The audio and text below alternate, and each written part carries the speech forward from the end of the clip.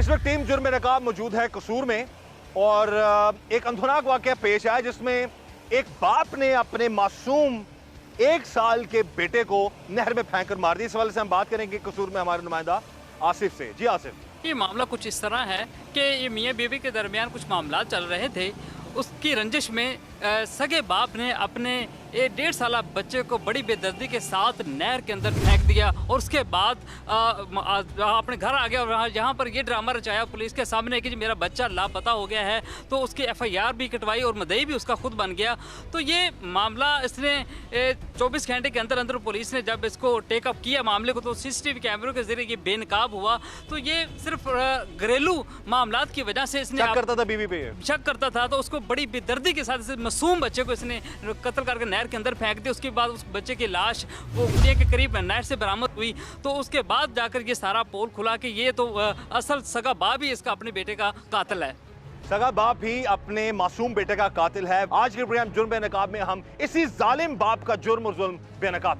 क्या कोई इंसान सोच सकता है कि कोई बाप अपने मासूम बच्चे को बड़ी बेरहमी से कत्ल कर डालेगा सिर्फ इसलिए कि वो घरेलू नाचाकी, लड़ाई झगड़े, मियाँ बीवी के मामलात, ताने एक दूसरे को देना और उसमें जान गई तो एक मासूम बच्चे की।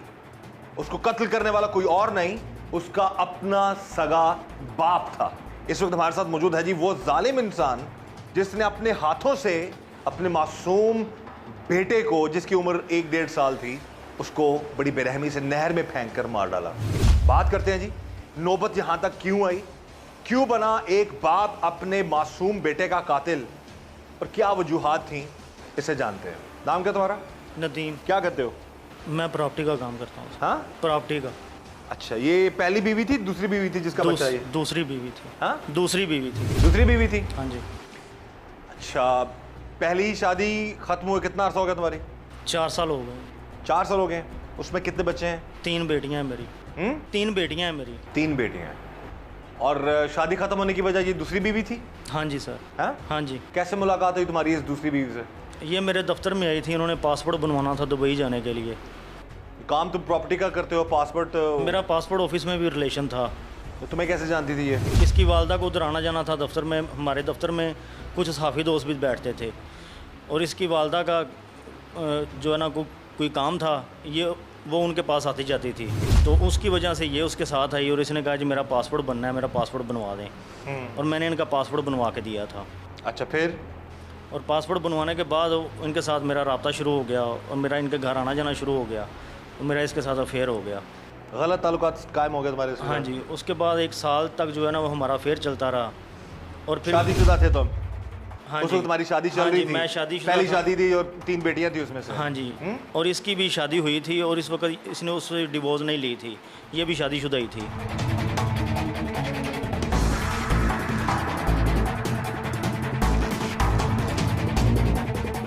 यानी कि तुम भी शादीशुदा थे, वो भी शादीशुदा हाँ थी जी। और दोनों का अफेयर चल रहा है? हाँ जी। और गलत नाजायज ताल्लुकात तुम लोगों के चल रहे हैं? हाँ जी। मैंने इसे कहा कि मैंने निकाह नहीं करवाना, मैं इसलिए ये मुझे ज़बरदस्ती करती थी, कभी थाने आ जाना, कभी। मेरी बात सुनो, निकाह नहीं करवाना तो फिर 1.5 साल तक गलत ताल्लुकात, साल तक तुमने इसके साथ बनाए रखे, उसका क्या तुक था भाई?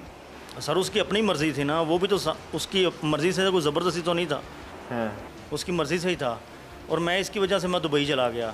मैं 1 महीना उधर रहा दुबई में, लेकिन जिस एजेंट ने मुझे बुलवाया था उधर उसने उस दौरान तुम्हारी पहली बीवी के साथ हालात और ताल्लुकात ख़राब हो गए, उसको पता चला जब? हाँ जी, उसके साथ हालात। जब मैं दुबई गया उसने कुला ले लिया बजरिया अदालत।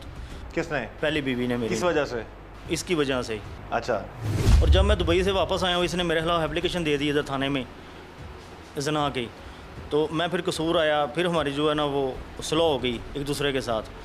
इसने मुझसे कहा कि मैंने जो है ना वो तुम्हें तंग नहीं करूँगी, तुम यहाँ कसूर में ही रहो, तुम्हें तंग नहीं करूँगी। मैंने कहा ठीक है। तकरीबन मैं 1.5 महीना इससे नहीं मिला, ना मेरी कोई बात हुई, ना मैं मिला जुला इससे। और उसके 1.5 महीने के बाद इसने मुझसे कहा कि मैं प्रेग्नेंट हूँ, तो मेरे साथ शादी करो। दुबई आने के बाद तो मुलाकात हुई ना तुम्हारी इधर? हाँ जी। फिर तो मिलते रहे हो ना तुम? हाँ जी। हाँ जी। हाँ, फिर? तो मैं प्रेग्नेंट हूँ, मेरे साथ शादी करो वरना मैं तुम्हारा पर्चा करवा दूँगी। मैंने कहा मैंने नहीं करवानी। तो फिर मैं इनके घर गया, उसके वालिद ने भी कहा कि अगर तुमने शादी ना करवाई तुम्हारा पर्चा करवा देंगे। मैंने थ्रेड हो गए, मैंने शादी कर ली उससे। शादी के कितना अर्सा शादी चली तुम लोगों की? 2 साल कुछ महीने हो गए हैं। 2 साल हो गए हैं शादी को? 2 साल से अबव हो गए हैं। ये तुम्हारी दूसरी बीवी थी? हाँ जी। और पहले जो बीवी उसके साथ तुम्हारा सेपरेशन हो गई हुई? हाँ जी, वो सेपरेशन हो गई थी।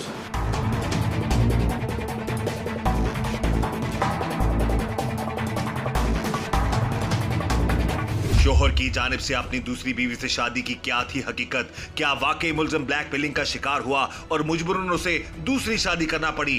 टीम जुर्म नकाब ने बात की उसकी दूसरी बीवी से, जिसने उसकी शादी से मुतालिक कुछ और ही कहानी बयान की। उसने दूसरी शादी की थी, आप दूसरी बीवी थी उसकी? जी, मैं दूसरी बीवी थी। पहली बीवी की डिवोर्स हुई थी।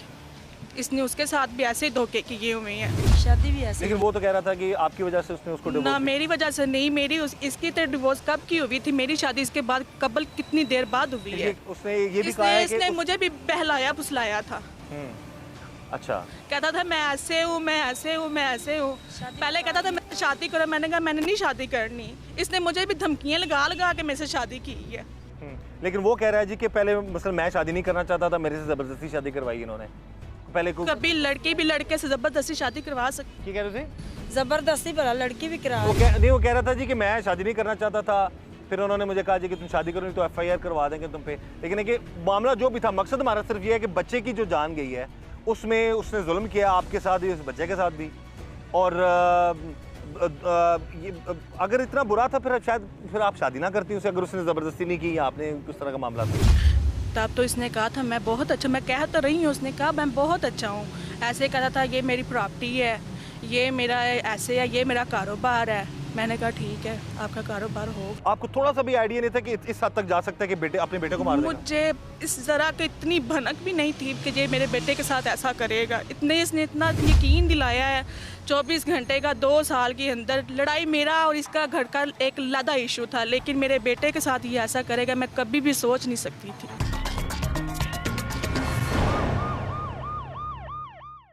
मैंने शादी करवा ली। शादी के बाद जो है वो सिचुएशन दिन ब दिन जो है ना वो ख़राब ही होना शुरू हो गई कि डेली की जो है वो ज़ुबान दराजी और गाली के सिवा बोलना ही नहीं, सिर्फ गाली, जस्ट गाली।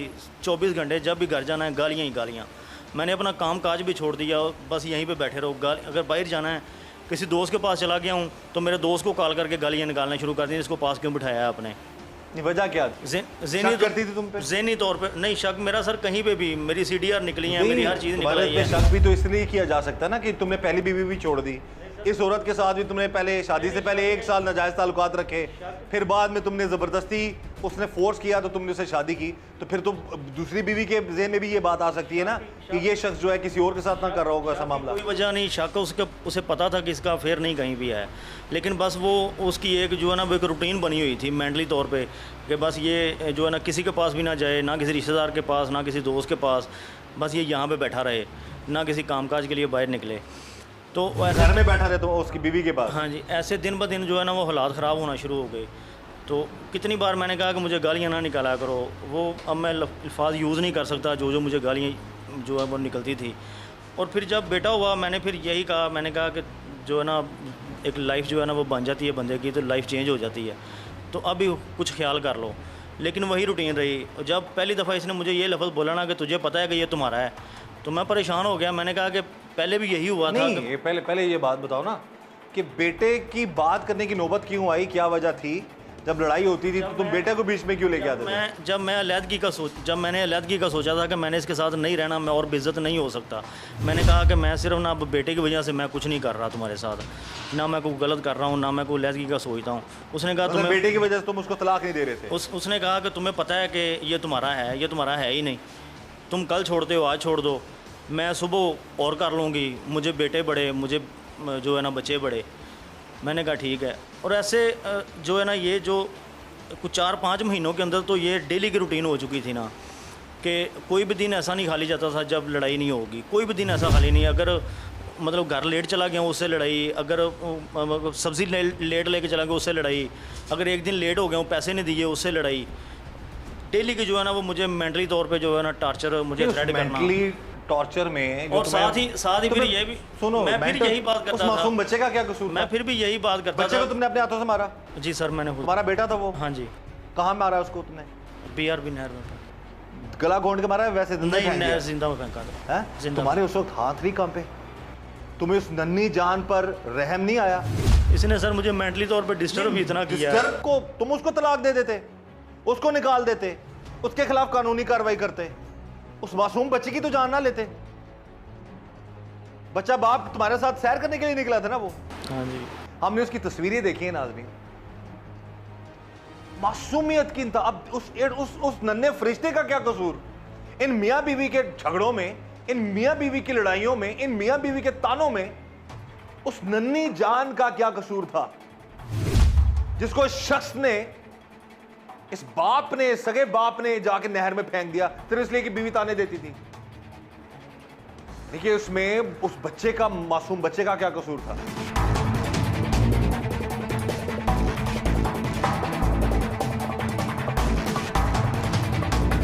क्या मामलात थे, क्या वजूहात थी? हमारी उस मुलज़िम से बात हुई है, उसने बहुत ज़्यादा ये बात की है कि आप लड़ाई करती थी ज़्यादा और आप बहुत सारी ऐसी बातें करती थी जिसकी वजह से मजबूर होकर उसने अपने बेटे को मार दिया। आप इस हवाले से क्या कहेंगे? सब झूठ बोलता है। अच्छा, कोई झगड़ा नहीं है, कोई बात नहीं है, काम नहीं करता था, खर्चा नहीं देता था, घर में रहने पे मेरा घर था, किराया नहीं देता था। तो मैं कहती थी इसी वजह से मुझे भी मारता पीटता था।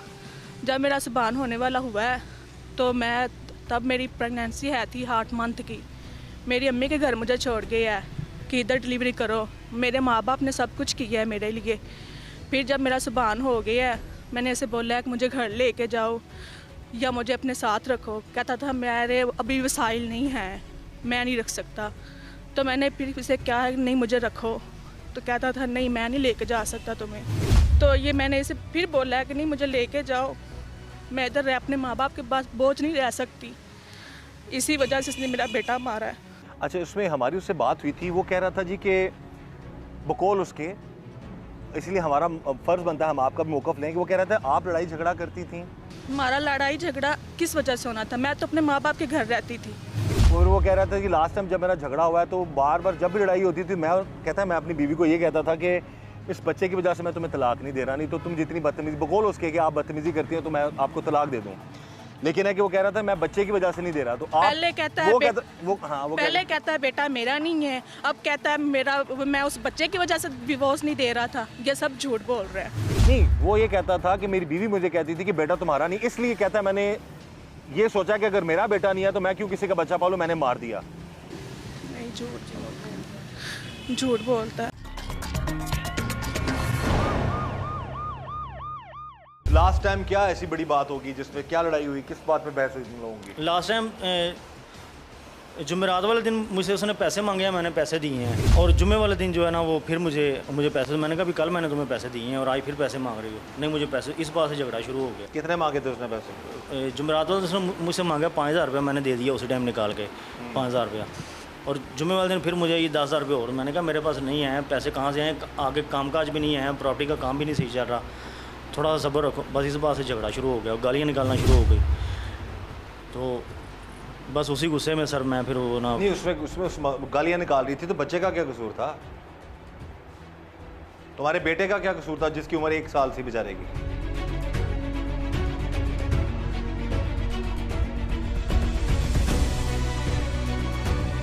तुम्हारे बेटे का नाम क्या था? सुभान।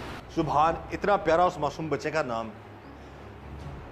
बाप तो या माँ बाप दोनों जो होते हैं वो बच्चों के तो सबसे बड़े रखवाले होते हैं। उनकी आगोश बच्चों के लिए दुनिया की महफूज तरीन आगोश, बाप से बढ़ के कौन अपने बच्चे की निगरानी करेगा? तो तुमने खुद ही उसे, अपने बेटे को अपने हाथों से जाके और फेंका भी तुमने इतने जालमाना तरीके से उसे।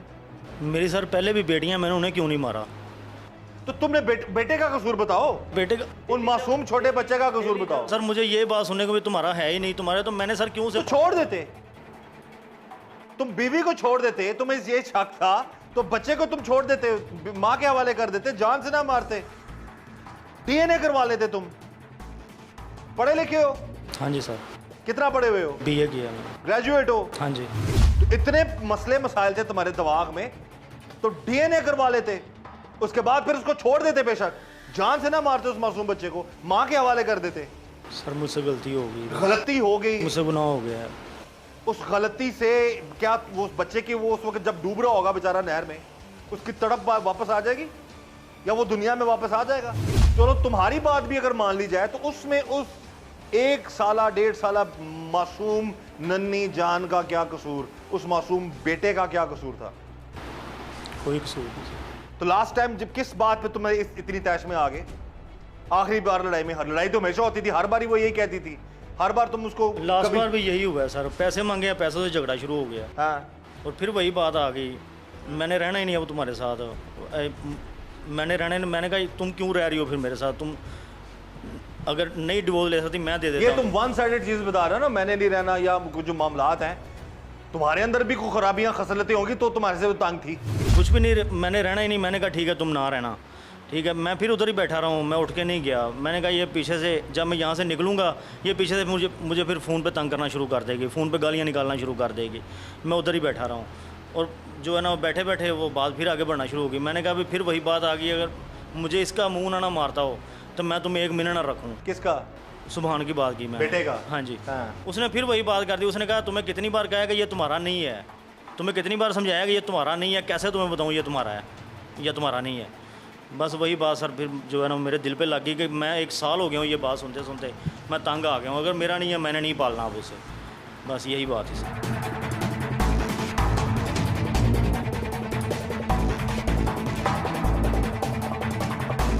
शोहर की दूसरी शादी करने से पहले अपनी बीवी के साथ नाजायज ताल्लुकात का 1 साल तक रहना शोहर और बीवी के दिमाग में मुख्तलिफ वसवसे पैदा कर रहा था। शोहर ये समझता रहा कि उसकी बीवी दूसरे लोगों के साथ ताल्लुकात बना रही है क्योंकि उसने भी शादी से 1 साल तक उसके साथ नाजायज ताल्लुकात बनाए रखे और बीवी भी अपने शोहर पर शक करती थी। लेकिन इस सारे मुआजरे में जान गई तो 1 साला मासूम बच्चे की। शोहर ये समझता था कि वो बच्चा मेरा नहीं है, लेकिन उसकी बीवी ने उससे कुछ और ही बयान दिया। असल वजह क्या हुई? फिर इतने से लड़ाई हुई है तो बच्चे को मारने की वजह क्या बता रहा वो? वजह बस यही है कि मैंने बोला इसके घर लेके जाओ, तो कहता मैं बस आज लेके जा रहा हूँ तुम्हें। तो कहता बस मेरे घर वाले आ रहे हैं तुम्हें लेने के लिए, तैयार हो जाओ। मेरी सारी तैयारी हुई पड़ी थी, घर में खाना भी बनाया हुआ था, हर चीज़ की हुई थी मैंने। तो आया घर में तो मेरी वालदा को कहता है मैंने ना सुभान को लेके जाना है, इसे मैं ना आज बाहर लेके जाता हूँ, चीज़ वगैरह खिला के लेके आता हूँ। अम्मी मेरी ने वालदा ने कहा है कि जाओ लेके जा, चला जाओ। तो लेके गया बाहर, तो तकरीबन आया 1.5 घंटे के बाद आया है। तो हमने पूछा सुभान कहाँ पे है, तो कहता सुभान तो मैं इधर ही छोड़ के चला गया था। वालदा मेरी ने बोला नहीं सुभान तो तुम्हारे पास था, तो लेके भी गया है, सब ने देखा है। तो फिर अपने पास से दरख्वास्त वगैरह दे दी है उसने, हर चीज़ कर दी, गुमशुदगी की। हाँ कि उसने खुद है, लेकिन हमारे सामने सच्चा हो रहा था कि नहीं नहीं मैंने नहीं की। तो सारी बातें जब सामने आई है, पुलिस वगैरह ने हमारा साथ दिया है, तो सब ने देखा है। तो बस गुनहगार भी खुद है, अपने बेटे को कत्ल भी उसने खुद किया है, हर चीज़ उसने खुद की है। अब जैसे मर्जी बोली जाए, हर दुनिया के सामने ही हर चीज़ है। 1 साल 1 माह और आज 7 दिन का मेरा बेटा था।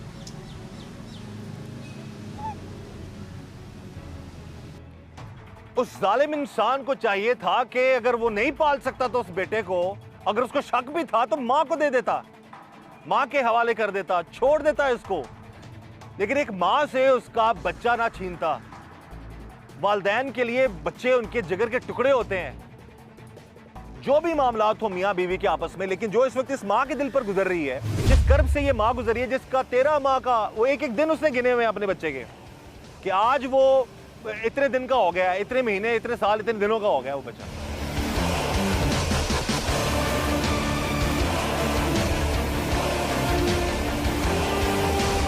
पुलिस ने राती निकाहनामा भी वेख्या है, साडे तफ्तीशी ने सारा उन्हें जमन पर्ची का निकाहनामे का सारा डाटा कढ़ के आया है। साडा तफ्तीशी गया है घर, उन्हें सारा कुछ वेख्या है। उन्हें क्या बकवास करता है, सारे बकवास करता है। सिर्फ मामला इन्हां दा यही सी भी घर लैके चल, वो कहंदा सी मैं घर अज ले आना, कल ले आना, टाइम दिंदा सी, हर टाइम ते टाइम दिंदा सी। झूठ बोलता रहता था, हर बात पे झूठ बोलता था। आज देखो ऐसे कर रहे हैं, आज देखो ऐसे कर रहे हैं, हर चीज़ पे झूठ बोलता था। अगर रेंट पे अगर घर ले भी लिया ना, किराया नहीं दिया, किसी को भी नहीं दिया, अगर बिल आ गया, बिल नहीं दिया कहा है, तो इस वजह से मुझे उल्टा मारता पीटता था। ਸਾਡੀ ਮਹੱਲੇਦਾਰੀ ਸੀ, ਉੱਥੇ ਲੈਂਦਾ ਸੀ, ਆਪਦੇ ਮਹੱਲੇ 'ਚ ਨਹੀਂ ਸੀ ਲੈਂਦਾ ਮਕਾਨ, ਸਾਡੇ ਮਹੱਲੇ 'ਚ ਲੈਂਦਾ ਸੀ, ਸਾਨੂੰ ਪਰੇਸ਼ਾਨ ਕਰਦਾ ਸੀ। ਮਹੱਲੇ ਵਾਲੇ ਆਣ ਤੇ ਸਾਡਾ ਬੂਆ ਖੜਕਾਉਂਦੇ ਸੀ ਵੀ ਕਿਰਾਇਆ ਤੁਹਾਡੇ ਜਵਾਈ ਕੋਲੋਂ ਲੈਣਾ ਹੈ, ਤੁਹਾਡੀ ਧੀ ਉਧਰ ਕਿਰਾਇਆ ਲੈਣਾ ਹੈ, ਬਿੱਲ ਲੈਣਾ ਹੈ। ਉਹ ਆਣ ਤੇ ਰੋਲਾ ਪਾਉਂਦੇ ਸੀ, ਸਾਨੂੰ ਇਹ ਗੱਲ ਚੰਗੀ ਨਹੀਂ ਸੀ ਲੱਗਦੀ।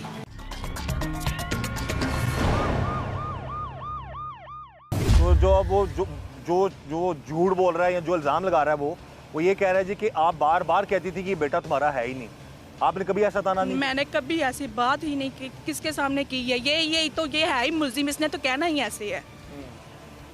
ये तो पहले दिन से कभी क्या अपनी बातें कर रहा है, कभी क्या। आज 5वां दिन है मेरे बेटे को फौत हुए, इसने मारा है। ये 5 दिन के कबल ये ऐसे ही बातें रोजाना की ऐसे ही कर रहा है, कभी क्या कर रहा है, कभी क्या जो भी वजह है जी, वजह कुछ भी है, ये जो दर्द अपने बच्चे का ये माँ महसूस कर सकती है, वो कोई नहीं कर सकता। मियाँ बीवी के झगड़े में उस मासूम 13 माह के इस मासूम बच्चे का क्या कसूर था? ये इस जो हमारी ये साथ खातून बैठी हैं, ये उनकी आवाज़ में जो दर्द है अपने बच्चे का नाम लेते हुए कि जी मेरा सुभान जो है वो 13 महीने कुछ हफ्ते और कष्ट, आज कितना दिन उसको हो गए थे, इतनी उसकी एज थी, और उसको मारने वाला कोई और नहीं। वो जो इल्ज़ामात उसने लगाए इन पे, उनका इन्होंने जवाब दे दिया, कोई ऐसा मामला नहीं था। और अगर उसकी ये बात सच भी मान ली जाए तो भी उसको कोई हक नहीं पहुंचता था इस मासूम बच्चे को कत्ल करने का, माँ के हवाले कर देता। क्यों जी, आप क्या कहती हैं इस हवाले से? जब से मेरा अगर उसको शक था तो आपके हवाले कर जब देता। से मेरा बेटा हुआ है ना, मेरी वालदा संभाली, मेरे से ज्यादा मेरी परवरिश मेरे बेटे की मेरी वालदा ने की है। मेरी वालदा को दे देता, अगर इसका नहीं था मुझे दे देता। मारता क्यों? मुलजिम है, इसने मुलजिम ही रहना है, चाहे जो मर्जी कर ले।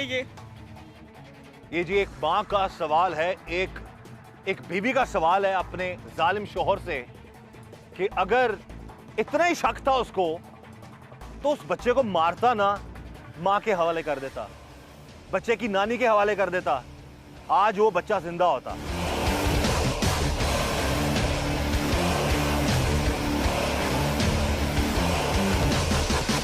बाज़ मामलात में प्रेशर डलवा के या वैसे कोई मामलात होते हैं, सुलह सफाई वाले मामलात में चले जाते हैं। आप क्या कहेंगी इस केस के हवाले से कि अब आप इस शख्स को?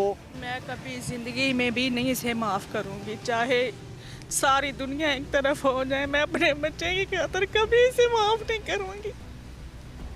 इस जानवर को कहता था पापा बा, पापा बा। यह है जी जुल्म और जुर्म की इंतहा। इस शख्स को कानून के मुताबिक कड़ी से कड़ी सजा मिलनी चाहिए ताकि कोई भी आइंदा ऐसा शख्स ऐसा सोचने के बारे में भी ना सोच सके जिस तरह इस जालिम शख्स ने इस मासूम बच्चे को, इस माँ के बेटे को, अपने बेटे को बड़ी बेरहमी से नहर में फेंक कर मार डाला।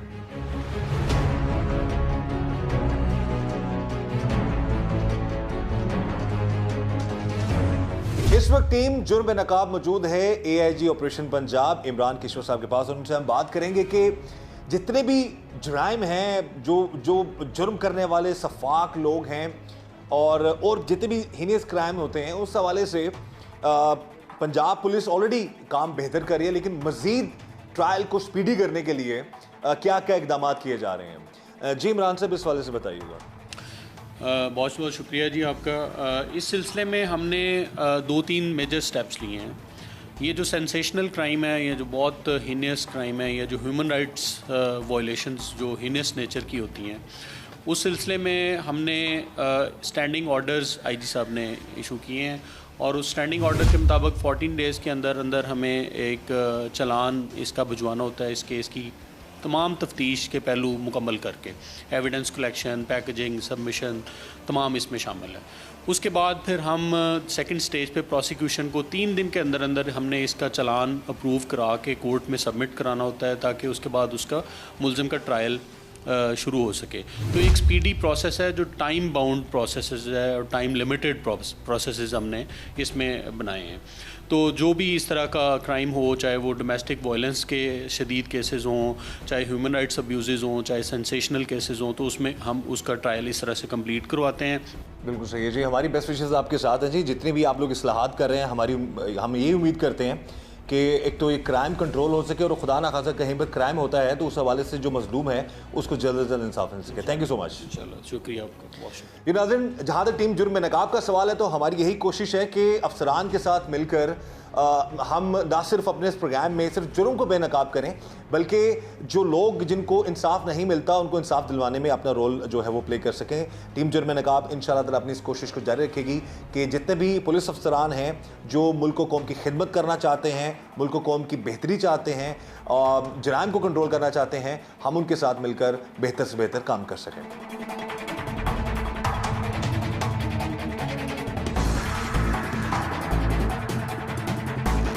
मैंने उसे अपने साथ बिठाया, मैं ले गया हूँ, ले जाकर मैंने पानी में फेंक दिया। कहाँ फेंका तुमने उसे? नहर में। हाँ, नहर में। क्या टाइम था उस वक्त? तकरीबन 3:30 पौने 4 का टाइम। दोपहर की? हाँ जी। और कैसे लेके गए उसको नहर तक? बाइक पे ले गया। बाइक पे। तुम उस वक्त तुमने इरादा कर लिया होता कि उसको मैंने फेंक देना है? हाँ जी। फेंकने के बाद फिर तुमने क्या किया? फेंकने के बाद फिर मैं घर आ गया वापस। कि क्या तुम्हें तसल्ली होगी उस सारे मैटर से, उस बच्चे की जिंदगी और जान लेकर, अपने बेटे की जान लेकर तुम कैसे कह सकते हो कि तुम्हारा बेटा नहीं है अगर तुमने उसका डीएनए नहीं करवाया?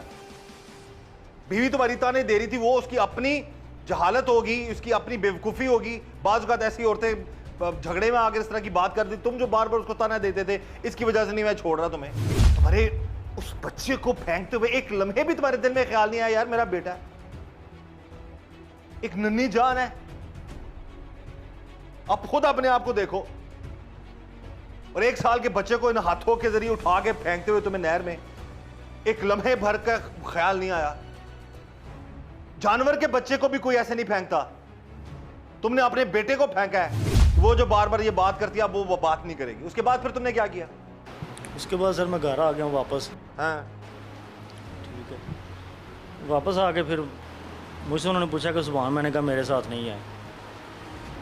ठीक है। बस फिर ढूंढना शुरू कर दिया अपने तौर पे। फिर पुलिस आ गई, 15 पे कॉल हो गई। तुमने पुलिस को क्या बताया कि गुम गया कहीं? हाँ जी। एफआईआर तुमने करवाई थी पहली? हाँ जी मैंने। गुमशुदगी की? हाँ जी। थाने में क्या बताया था तुमने? यही बताया कि गली से ही लापता हो गया। अच्छा, अपने बेटे को खुद कत्ल करके खुद ही उस केस के मुद्दई बन गए तुम? हाँ जी सर। हाँ हाँ जी। और एफआईआर करवाने के कितने दिनों बाद पकड़े गए तुम? दूसरे दिन। हाँ, दूसरे दिन। अच्छा, फिर कैसे तुमने, पुलिस ने कैसे, जब पुलिस की बातचीत हुई तो तुम्हारा पोल कैसे खुला कि तुम ही कातिल हो? सीसीटीवी कैमरों से सर। हाँ, कैमरों से। अच्छा, कैमरों से सारा सामने आ गया? हाँ जी। लेके जा रहे थे तुम बच्चे को? हाँ जी। फिर तुमने मान लिया कि तुमने अपने बेटे को मारा? हाँ जी सर। क्या मिल गया तुम्हें उसे मार के? कुछ भी नहीं सर।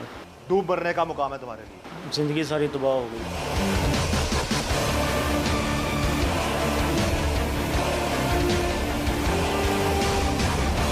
जिंदगी तबाह होगी ये बाद में सोचते हो तुम लोग। जिंदगी जिसकी ले ली जान तुमने अपने बेटे की,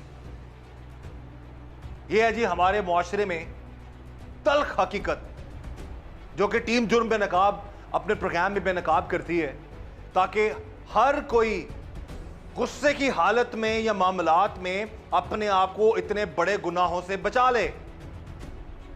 आम इंसानों में कोई भी इंसान फरिश्ता नहीं है, हर किसी से गुनाह गलती मामलात होते हैं, लेकिन इस हद तक मत जाएं कि एक माँ अपने बेटे को, बच्चों को मार देती है, एक बाप अपने बेटे को मार देता है। मियाँ बीवी के झगड़े, लड़ाई और शक और ये सारे मामलात इंसान की जिंदगी बर्बाद कर देते हैं। इसमें उस नन्हे मासूम बच्चे का क्या कसूर था? वो तो जानता भी नहीं था कि मेरे माँ बाप के आपस में लड़ाई झगड़ा हो रहा है, वो किस बात पर होता है। लेकिन इस बेहिस बाप ने अपने उस मासूम बच्चे को बड़ी बेरहमी से नहर में फेंक डाला और फिर खुद ही मुद्दई बन गया।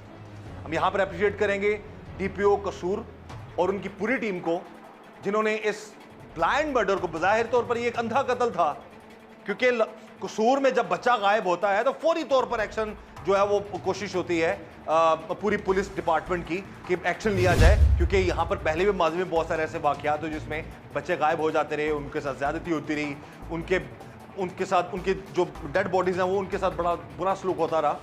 लेकिन यहाँ पर बर वक्त कार्रवाई हुई और कातिल कोई और नहीं था, उस मासूम बच्चे को कत्ल करने वाला उसका अपना बाप था। अपने आप पर काबू रखें, अपने गुस्से पर, मनफी सोच पर, ताकि आप खुदा ना खासा किसी भी इस तरह के मामलात में ना पड़ें, ना ही आपके साथ कुछ ऐसा प्रॉब्लम पेश आए। यही दुआ है हमारी। इसी पैगाम के साथ अपने मेज़बान कैसर खान को इजाज़त दीजिए। अल्लाह हाफ़िज़।